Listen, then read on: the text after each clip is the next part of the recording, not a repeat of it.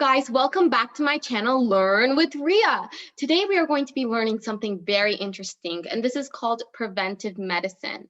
So you guys all probably know what prevention is. It's to prevent something from actually happening. And in the context of health or medicine, it's to prevent a disease from occurring. So throughout this video, I'm just going to be talking about three kinds of prevention: primary prevention, secondary prevention, and tertiary prevention. And our main focus is going to be on primary prevention and its importance. So let's get started. I'm just going to share my screen. Okay, so with prevention, there are three types, and I'm going to be putting it in a sort of like a pyramid. So there's primary prevention, secondary prevention, and tertiary prevention. So in primary prevention, you are trying to prevent a disease before it occurs. In secondary prevention, you already have the disease, but it's not that serious because you're not showing any symptoms. And so when you go for a sort of like a wellness checkup, if they do find any sort of trace of a disease, they might give you some prescription, like a medicine of some sort. Now, tertiary prevention is the most serious. In tertiary prevention, you start to show a lot of symptoms. And what do you need to do? You need to call 911, get admitted into a hospital, and possibly, most likely, get treated. So this is what all three of these preventions mean. And we're going to be focusing on primary prevention because it's the most important, because you can prevent any sort of life-threatening disease from happening. And it's so easy. But before we go into that, what I actually want to do is give you guys an example just to put these three types of preventions into some sort of context. So let's say, I don't know, let's just take stroke. So let stroke be our example. So for primary prevention, what are some things we can do to prevent or lower the risk of getting a stroke? You can eat healthy, right? And maybe you can exercise. So these are just two very broad examples. Now, what's secondary prevention? You can go for your wellness checkup and get your blood checked and make sure your cholesterol is low, because that's healthy. Now, tertiary prevention is when you are actually having a stroke. It's when you're showing symptoms of it. And some symptoms are loss of speech and loss of movement. So what do you need to do after these symptoms come? You call 911, you go to the hospital, and you get treated. And at the end, you're most likely going to be okay, right? So this is just an example, putting it into context. I know this was very broad. In another video sometime later, I'm going to actually be going into a lot more detail on what a stroke is, its symptoms, and what to do if you start getting symptoms. So keep a lookout for that, but don't worry too much about it right now. Okay, so like I said before, we're going to be focusing on primary prevention. Again, I'm going to be stressing this throughout the whole video. It is so important because you can prevent getting a specific disease or life-threatening condition by just taking very basic steps every day. And actually, right now, I'm going to be explaining those very basic things you can do. And it might surprise you how easy these things are. And so there's something called the four pillars of health. And I'm actually gonna draw like kind of a courthouse sort of thing. So there are four, and the first two probably are gonna surprise you, or not surprise you, because everyone already knows this, right? I mean, you hear this every day, all the time, and it's diet and exercise.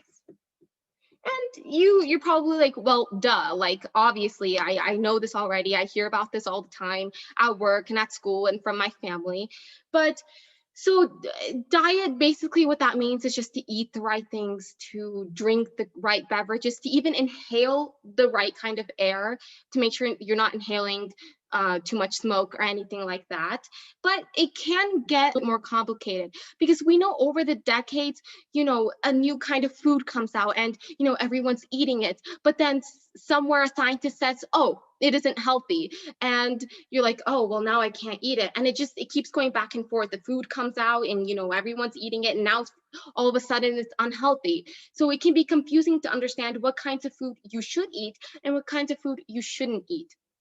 Also, there's something called fasting, and there are different kinds of fasting, two of them, which are water fasting and intermittent fasting. And this can be very confusing because it's confusing to understand what is the correct, most beneficial, and most healthy kind of dieting or fasting to do.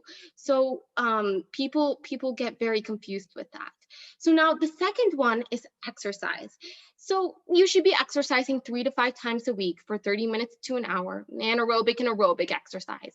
You should be doing that just to stay fit and to be healthy. Now, the thing that surprised me the most, and will probably surprise you too, is sleep. Now, when I was doing my research on this, I never expected sleep to be so important. I feel like it's something that all of us undermine. And this is something that I can really relate to, especially as a high schooler, because as a student in high school, you have all this stuff to do, like, oh, I have this test to finish and this homework to do and this project to get done. And you forget about the importance of sleep because you don't think it's important, because you think I'd rather sacrifice my sleep to get the high grades, right? And so sleep doesn't really matter, and it's sort of a waste of time. And it's not just prevalent among kids or young students, it's also prevalent among adults, because you may want to get into a higher position in your job to advance in your career or earn more money, so you might work more, hence lowering the amount of time you sleep. But sleep is directly correlated with health. Now, there are many diseases in the world, but in the United States, 3 of the most common diseases are heart attack, stroke, and dementia.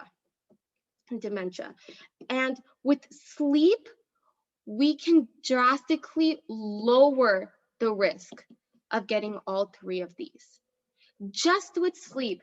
And if you get 7 to 9 hours of sleep every day, this will definitely not only possibly impact your physical health, but also your mental health. So keep that in mind. Now, the fourth one, which was also equally as surprising, was peace. Peace is so important. You guys, our lives are so crazy right now, especially during a pandemic. And even without the pandemic, our life was already crazy. I mean, we have so many things to worry about. We have this to do and that to do, and we have to plan this and we have to plan that. And sometimes you have to realize that you have to just take a step back, close your eyes and take a deep breath and remind yourself everything is going to be okay. And trust me, it is hard. I know this because I am known to be a stress case. Like everyone knows this. I stress out about the littlest things. And once the situation is over, I'm thinking, why did I even have to stress over something like this, right? So a lot of the time I have to remind myself to just take a step back, to chill down, to cool off, and to remember that no matter what, everything is going to be okay. It's not like it's the end of the world if I don't finish something or if something just doesn't go my way, right? So these are the 4 pillars of health. It is very important to implement these in your everyday life.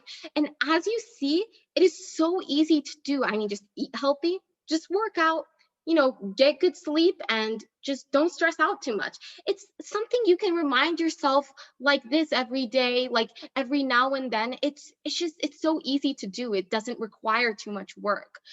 And these are ways to prevent so many diseases, 3 of them being heart attack, stroke, and dementia. You can drastically lower the risk of getting these. Isn't that amazing?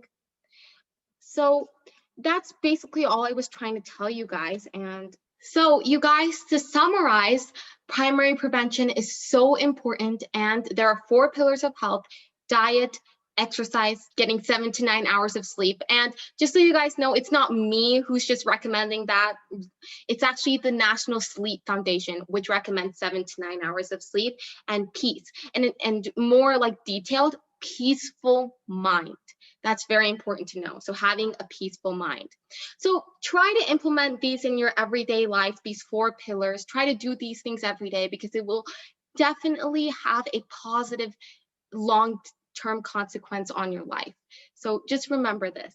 Okay, so I mean, I'm a high schooler, right? So I do have very limited knowledge about this stuff. So over the next few videos that I will be putting out over the next few months, I will actually be interviewing doctors and professionals on these topics, on these different 4 pillars of health, to help you better understand what these are and to go into a lot more detail.